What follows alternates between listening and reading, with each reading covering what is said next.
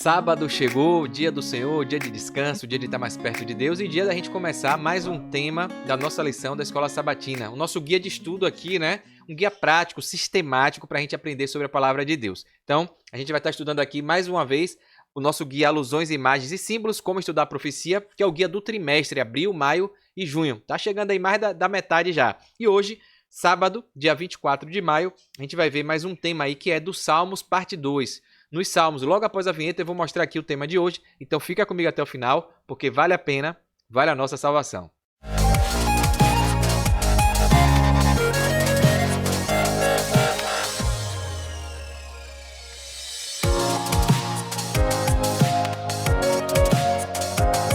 Bem, vamos lá então, né? E principalmente muita gente que já acompanha aqui gosta dessa parte da imagem, né? Qual é a imagem, o símbolo da imagem que vai vir. Então hoje, sábado aqui, 24 de maio, fazendo essa introdução da semana para a gente ver o que a gente vai estudar durante essa semana nova que se inicia, né? Do dia 24 aí até o dia 30 de maio. Então, nos Salmos, parte 2, porque a gente viu, logicamente, aí parte 1 na semana passada, então dá uma acompanhada em tudo que a gente tem postado aqui, tá bom? Essa é a imagem, fica o desafio aí. Eu vou dar um spoiler aqui do que eu identifico aqui nessa imagem dessa semana, tá? Se você encontrar algo diferente, discordar ou sugerir, coloca aí no comentário, tá bom? Então participe, que é legal a gente ver, porque cada mente é um mundo, cada pessoa interpreta e enxerga coisas que às vezes o outro não enxerga, né? Então o que é que eu vejo aqui? A gente está estudando aí sobre a profecia, sobre a palavra do evangelho, a mensagem dos anjos, né? E que Cristo é o caminho, a verdade e a vida, é o farol. Então a gente vê aqui a igreja de Deus, o povo de Deus. Aqui a gente vê a porta da graça aberta e aqui a igreja está fechada, a porta da graça fechou. Aqui a luz, o farol, irradiando, iluminando a mensagem sendo pregada. E gente, pessoas de toda a tribo, língua, povo, nação indo, né? De várias denominações, de várias igrejas, até porque a Bíblia fala que vai chegar um momento que todo povo, Deus fala, sai dela, povo meu, e todo povo se reunirá em um só lugar, será um só rebanho e um só pastor. Então essa imagem me remete a isso, todos os povos vindo de vários caminhos diferentes, mas encontrando a luz, a verdade, o farol que é Cristo Jesus e aceitando entrar na porta da graça para fazer parte do corpo de Cristo, a igreja, o povo de Deus, tá bom? Então, e aqui vai chegar o momento que a porta da graça vai se fechar, o mundo vai cair em trevas e quem tiver aceito a palavra, a mensagem, vai estar seguro lá dentro, né? Quem está em Cristo, quem encontra Cristo, encontra refúgio. E a gente vai estudar nos Salmos isso, né? Então, eu acredito que essa imagem aqui de dia e de noite, de trevas e luz, de porta aberta, porta fechada, povo entrando e aqui nas trevas, na escuridão, mundo destruído, mas lá dentro está a luz. A luz está lá dentro com quem aceitou a palavra de Deus e entrou para o corpo de Cristo, né? Então foi isso que eu interpretei aqui sem estudar a semana, né? Olhando aqui a imagem por alto, recapitulando tudo que a gente viu até aqui. Então dá a sua dica aí, o seu comentário, o que é que você acha disso aí, se você encontrou alguma coisa a mais, tá? Ou se acha que eu interpretei alguma coisa aqui errado, tá bom? Então é bom essa participação. Vamos lá ver o que é que tem aqui durante essa semana. O nosso verso para memorizar tá aqui, tá em Salmos 67, verso 3 e 4. Então louvem-te os povos, ó Deus. Louvem-te os povos todos. Alegrem-se e exultem as nações, pois julgas os povos com justiça e guias na terra as nações. Falando do poder de Deus, que a gente tem que louvar, né? Então, que Deus vai fazer a justiça, vai julgar, e Ele que permite, que guia as decisões, os desígnios dele a gente às vezes não entende, mas Ele está no controle de tudo, né? Então, guia as nações aqui nessa terra. Eu vou começar aqui pegando o auxiliar, que eu acho que é legal para compartilhar com você, que faz uma introdução bem interessante aqui, o auxiliar do professor, faz essa conexão, essa ponte aí, né? Na semana passada, selecionamos salmos que enfatizam o povo de Deus no tempo do fim, enquanto se preparam para a vinda do Senhor. A lição abordou os desafios e as lutas enfrentadas pelo povo de Deus. Esses desafios estavam relacionados à vida pessoal de cada um deles, né? E os salmos destacaram a necessidade de um arrependimento profundo e radical, né? O reconhecimento, a confissão, mesmo sendo indigno, se arrepender e se colocar, eis-me aqui, envia-me a mim, né? Então, além disso, esses salmos alertaram a comunidade de fé sobre o inimigo externo, que em momentos de dura perseguição trouxe problemas insuportáveis. Nessa semana, os 4 salmos selecionados chamarão a nossa atenção para o próprio Deus. Então a gente vai ver aqui 4 salmos essa semana, né, durante toda a semana, para se debruçar ainda, entendendo o que é que tem no salmo que ajuda a compreender as profecias de uma forma mais ampla, né? Então, o primeiro salmo nos apresentará Deus como nosso refúgio. E aí já dá para ter um spoiler qual é, né? Deus é o nosso refúgio e fortaleza, socorro bem presente nas tribulações, né? Então aqui, ó, que nos conforta e tranquiliza, aproximando-se de nós como aquele que trará socorro em tempo de tribulação. Salmo, diz aí, 46, né? Salmo 46, verso 1, fala isso. O segundo salmo aquecerá nosso coração, levando-nos a nos regozijar, porque Deus, nosso Rei, é o Rei de toda a terra. Isso está no Salmo 47, logo no salmo seguinte ali, versos 6 e 7, tá bom? O terceiro salmo fortalecerá essas emoções, transformando-as em gratidão, pois Deus finalmente respondeu ao nosso clamor. Deus não é mais apenas o Deus a que dirigimos nossas súplicas, né, para pedir libertação, nem simplesmente o Deus a quem expressamos nossas frustrações por causa da injustiça presente no mundo, no lugar do juízo, né? Tá lá em Eclesiastes 3:16 essa referência, mostrando que, em última análise, Deus é o juiz que trará justiça ao mundo e restaurará a ordem correta. Isso está no Salmo 75, é o terceiro salmo que a gente vai estudar durante a semana, versos 7 e 10, essa referência.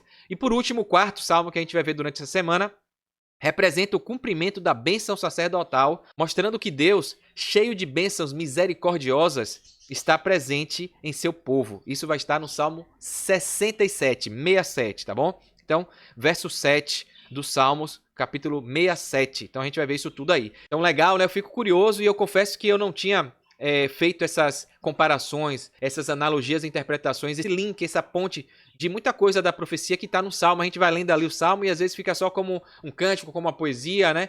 Fica mecânico e às vezes a gente não para entender o código, a chave que está ali falando do Evangelho, falando da profecia, da volta de Jesus, né? Então vamos ver aqui o que o guia traz, voltando aqui para o início. Vou compartilhar a tela com você que eu achei legal aqui, a parte de sábado, né? Então, ó, quando pensamos nos eventos finais, geralmente destacamos as bestas e os poderes do Apocalipse. E, sem dúvida, eles têm um papel importante. Caso contrário, Deus não teria colocado essas verdades na Bíblia, né, para que a gente entendesse. Isso está em Apocalipse, capítulo 1, no verso 3. E o autor aqui lembra que as profecias, no entanto, também lidam com questões centrais como o pecado e o sofrimento, o juízo, a batalha entre o bem e o mal, a natureza da justiça e da injustiça, a perseguição ao povo de Deus e vários outros temas. A gente vê que está tudo interligado ali, né? Faz parte desse grande conflito cósmico aí. E desse plano que Deus deu, né? E falou profeticamente desde as mansões celestiais, desde antes de ter mundo, desde ter planeta Terra, de ter ser humano, né? Então os salmos abordam essas mesmas questões em profundidade, explorando quase todas as emoções humanas possíveis, do desânimo até a euforia. Nesse livro, né, vemos Israel se preparando para a batalha contra as forças das trevas. E aqui a gente pode fazer também uma analogia à imagem que a gente viu lá, o povo entrando no templo, na luz, buscando Deus, Jesus, entrando ali, se reunindo para lutar contra as trevas que estariam do lado de fora, né? Então se fortalecendo ali em união, né? Que bom e quão maravilhoso é que os irmãos vivam em união. Então a imagem da igreja aberta com o povo indo pode ser também uma reunião, né? Um grupo para se preparar, para se fortalecer para as grandes perseguições, o mundo de trevas que assolará esse planeta, né? Como eu falei, só se tornando membro participativo do corpo de Cristo, da igreja, é que a gente vai conseguir lutar contra as forças das trevas, né? Que estão ao derredor.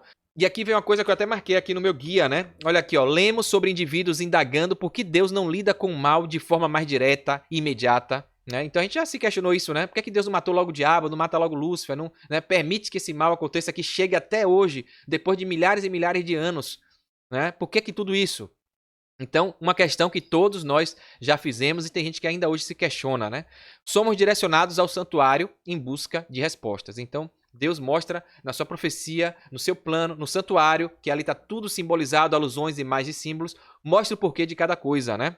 A gente já falou disso aqui, inclusive tem estudos meus sobre a Bíblia, sobre a origem de tudo, a origem do mal, e a gente sabe que tem um plano, um propósito, porque o diabo questionou o caráter de Deus, né? Diz que Deus não era justiça, e aí criou uma pulga atrás da orelha, levou um terço dos anjos, e Deus criou um plano para mostrar que ele é amor, que ele é santo, que ele é justiça, que ele é verdade, né? Então, os atributos de Deus foram questionados, e Deus cria a humanidade, cria um plano de redenção, sabendo que a humanidade podia usar o livre-arbítrio de forma errada, para mostrar que o diabo sempre foi o carrasco cruel. E Deus não poderia, de imediato, matar, destruir, porque a pulga atrás da orelha, a sementinha que o diabo plantou, poderia ficar viva e aparecer outros diabos, né, questionando a soberania e o governo de Deus, que é baseado no amor, né, não na ditadura. Então, por isso que Deus permite para todo mundo ver que o diabo não presta, é pai da mentira, é homicida desde o princípio, e que Deus sempre foi o melhor caminho, né? Então, é isso que a gente vê aqui, respondendo essa indagação que muita gente tem, que eu também já tive, né?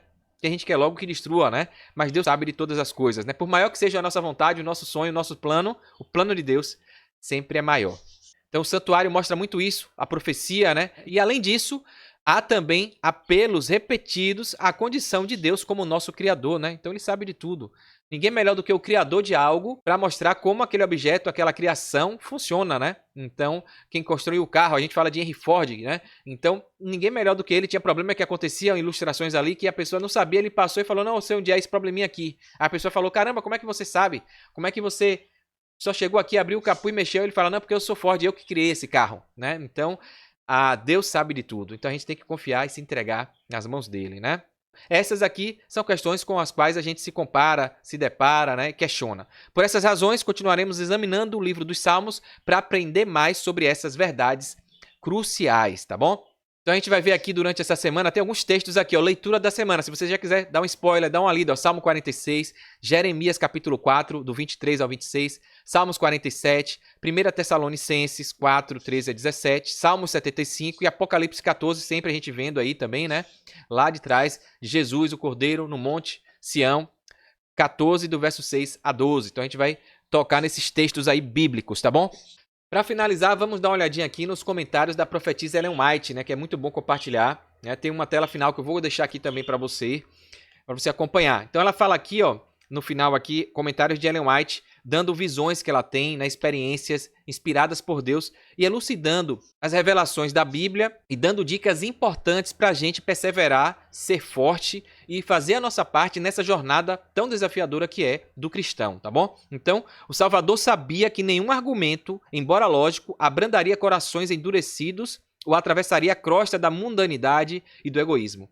Jesus sabia que os discípulos precisavam receber o dom celestial, que o evangelho só seria eficaz se fosse proclamado por corações entusiasmados e lábios eloquentes, capacitados pelo vivo conhecimento daquele que é o caminho, a verdade e a vida. Ela faz referência aqui a João 14,6. Isso está no livro Atos dos Apóstolos, página 20. Né? Lendo isso aqui, me remete à pregação até de hoje, do final da semana de oração aqui do Uniaene com o pastor Felipe Amorim. Ele falando do Espírito Santo, né? Da segunda vinda do Espírito Santo, que a nossa busca tem que ser isso. E foi a primeira chuva, a chuva temporã ali, né? Que as pessoas foram capacitadas. A gente sem Espírito não faz nada, né? Sem o Espírito de Deus atuando em nós. Então a gente tem que pedir a presença do Espírito Santo, o batismo do Espírito, para que a gente possa ser ferramentas e ser usados, né? Então, ser capacitado para mensagem, para pregação, para testemunhar de Jesus para todo o povo, língua, tribo e nação, né? Então, e antes da segunda vinda de Jesus, a gente sabe que tem a segunda vinda do Espírito Santo, o batismo forte, a ação forte que é a chuva serôdia, né? Então, ela coloca aqui uma visão que ela tem, olhando Jesus, contemplando todo esse contexto, porque ele é onisciente, sabe de tudo, né? Ela coloca aqui, ó, o olhar do Salvador penetra o futuro, contempla os mais vastos campos em que, depois de sua morte, os discípulos testemunharão dele. Seu olhar profético alcança a experiência de seus servos ao longo de todos os séculos, até que ele venha pela segunda vez. Então ela coloca aqui que Jesus mostra aos seguidores o conflito que encontrarão, revela o caráter e o plano da batalha, apresenta perante eles os perigos que terão de enfrentar e a abnegação que lhes será necessária. Deseja que calculem o custo, a fim de que não sejam tomados de surpresas pelo inimigo. Por isso que a Bíblia fala, sua luta não é contra o sangue e a carne, mas contra os principados e as potestades, contra os dominadores desse mundo tenebroso, contra as forças espirituais do mal nas regiões celestiais. Isso está em Efésios 6,12, essa referência. E aqui a autora continua dizendo, né, essa visão, mostrando que a gente, né, tem que lutar contra as forças sobrenaturais, mas lhe é garantido um auxílio sobrenatural.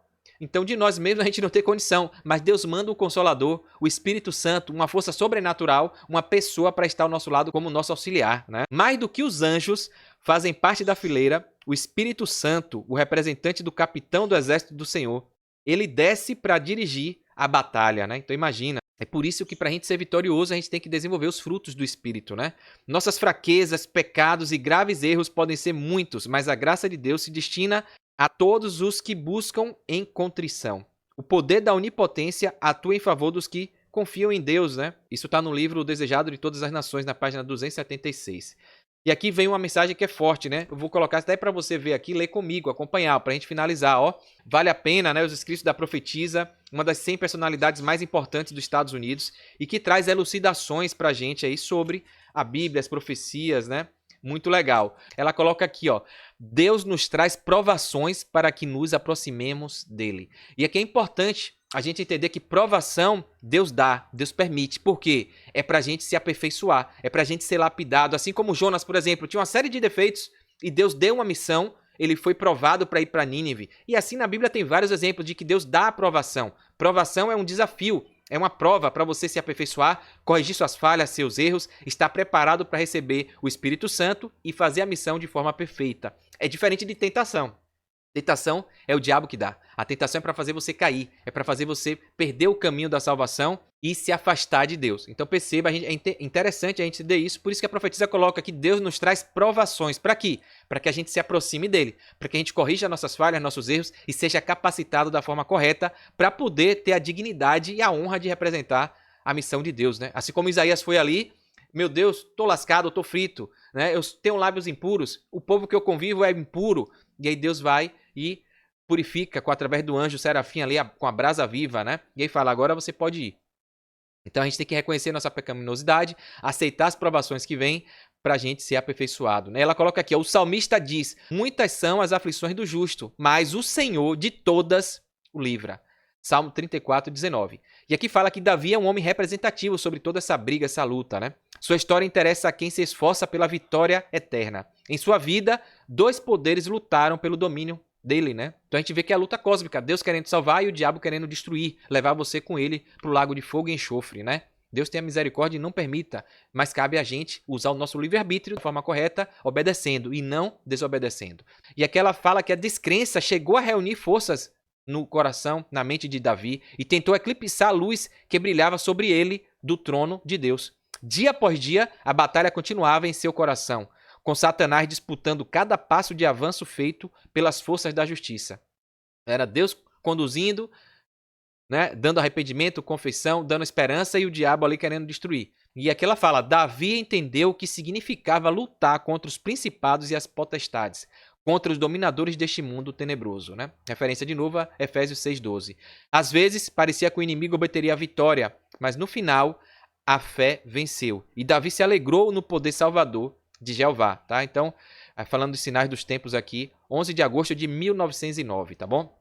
Então, mensagem forte aqui, né? Que Deus nos ajude, né? E assim como Davi, por isso que está cheio de cânticos de alegria, de louvor, de esperança e outros de tristeza, de arrependimento, né? De confissão, de depressão praticamente ali, porque a luta do cristão é assim, né? Altos e baixos, como eu falei em um estudo aqui anterior. Então que a gente possa se mirar nesses heróis da fé, nesses exemplos que a Bíblia tem, para a gente perseverar e deixar sempre a voz de Deus falar mais alto do que a voz de Satanás. Porque a gente não está livre disso, né? Ele está aqui como um leão ao derredor, querendo sugar, querendo devorar, né? Mas se a gente estiver firme na rocha que é Jesus, a gente vai fazer ele se afastar, vai fazer fugir de nós, tá bom? Então, finalizando, mais uma tela aqui, ó. Ellen White ainda, meditações matinais. Quando outros começam a questionar e criticar a ação divina a respeito do mal, determinemo-nos, seja por silêncio ou mudando o rumo da conversa, a eliminar as palavras que não seriam proferidas com sabedoria e fazendo todo esforço para guardar a porta dos nossos lábios, de modo a não pronunciarmos uma palavra tola com sabor de descrença. Né? E aqui o autor, o professor Gilberto Brasiliano, que faz um comentário sempre aqui no Lição Fácil, né? Bem bacana.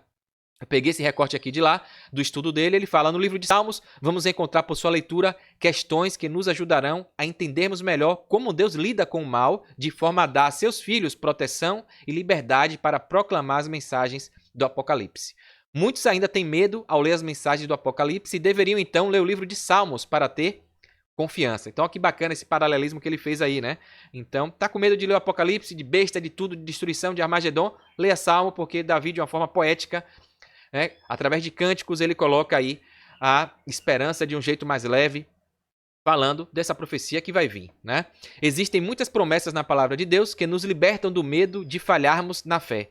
Essas promessas são parecidas com os diques ou muros à beira-mar, em cujo interior tudo é calmo. E aqui lembra a gente para a imagem dessa semana. Mesmo no mundo de trevas, a igreja fechada ali, tudo escuro, lá dentro tem luz. Lá dentro a tranquilidade está ali, porque Deus é a paz, Jesus é a paz, né? A paz que só Ele pode dar. Então, mesmo que o mundo todo esteja em trevas, ali naquela igrejinha, o povo de Deus, junto com Cristo, vai estar tranquilo e em paz, porque a vitória está próxima, né? E aqui o professor Gilberto coloca essa ilustração. As ondas vêm bravas, batem nos diques, nos muros e retornam silenciosas para o mar. Vamos ver na lição dessa semana, mais uma vez, como podemos conectar as profecias com os apelos de Salmos para confiarmos em Deus.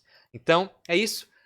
Coisa boa que a gente tem mais uma vez para estudar durante a semana, fortalecer a nossa fé, estar em comunhão com Deus. E eu espero você aqui acompanhando cada dia, tá bom? Então, se você gostou, curta, comenta aqui sobre a imagem, sobre o que é que você achou dessa introdução, tá bom? Vai ser uma honra ter a sua participação aqui. E você curtindo, comentando, se inscreve aqui no canal caso você ainda não seja inscrita, né? Clica no sininho para você receber esses avisos, as notificações dos vídeos que eu vou estar postando aqui de várias coisas, tá bom? Eu agradeço já você que tem me seguido aí, eu tô vendo alguns comentários aqui, sejam bem-vindos e vamos estudando junto aqui a palavra de Deus para em breve encontrarmos com o nosso Salvador, tá bom? Então é isso, dá essa moral, não custa nada, mas vai ajudar você a receber os avisos sempre que eu postar coisa nova e ajudar esse conteúdo. Mais importante do que tudo é levar essa mensagem para pessoas que às vezes estão em busca de uma solução, de resolver um problema, de uma esperança, tá bom? Então, aguardo você no próximo estudo, um ótimo restante de sábado, um forte abraço, sucesso e fique com Deus.